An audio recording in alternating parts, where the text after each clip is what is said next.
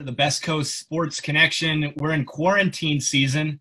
Chris Pope, Vice President of Sponsorships for the Rancho Cucamonga Quakes baseball team. What's this spring season been like for you with no baseball?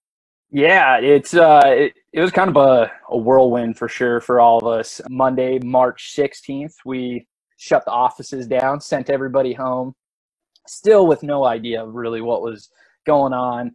Starting that communication with our sponsors and our ticket holders and our game day staff and all of them, just like, hey guys, season's still delayed. We don't really know what's going on. If we're being optimistic, I'm assuming nobody said this. I'm assuming it's a mid-season start. Our goal is to still have a season in 2020. That's the hope. We're just going to have to play it by ear. It just feels weird that the only sports that we can take in right now is replays of old stuff. And there is like a bit of charm to that, but then once that's all you're left with, you just kind of, I don't know, you're kind of starving for that live action where you don't know what's going to happen. That's a crazy time. I mean, I never felt so much void in my life. I didn't realize how much sports is a part of my life. And I have to make one confession here of something I watched this week.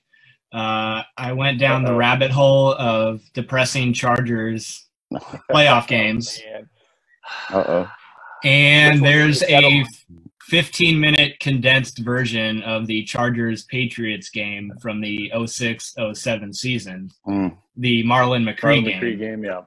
Yeah, I mean, the PGA Tour hasn't come out with anything official yet, but people who were close to the discussions were talking about how there's a whole series of dominoes that need to fall, and if they move the British Open to August, then the U.S. Open will get pushed back to November. You have to play it in a warm weather place where there's longer days in November. So they were talking about potentially Torrey Pines or Pebble Beach being a suitable alternative where they have two courses. They could get through the first two cut days with players playing the two courses.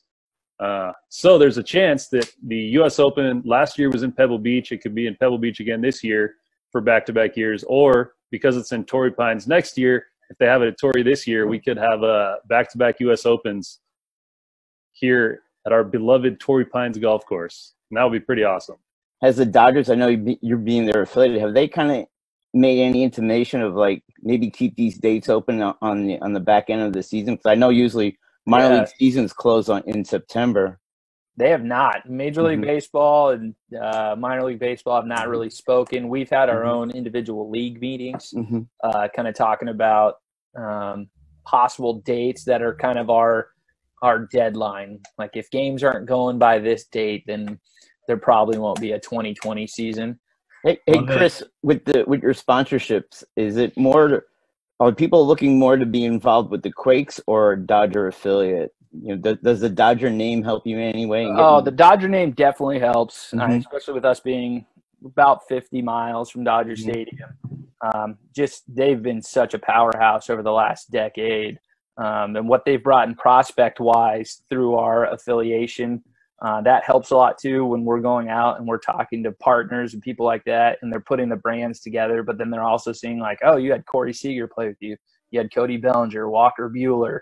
Well, when the season comes back, we're going to have to come up and do a remote broadcast from the epicenter. Hey, anytime. Elsinore and Rancho Cucamonga are playing. Then we can get a storm and Quakes. Dodger. Keeping up on pop culture at all? I watched a really good documentary called Searching for Sugar Man. It was the best documentary I've ever seen in my life. And going into it, I didn't know anything about it.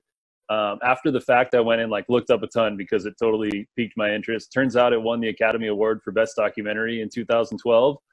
I totally understand why. It was phenomenal. I would suggest you go watch it. It's on Netflix. Don't look anything up about it. Just go in totally blind to the story. Searching for Sugar Man. I promise.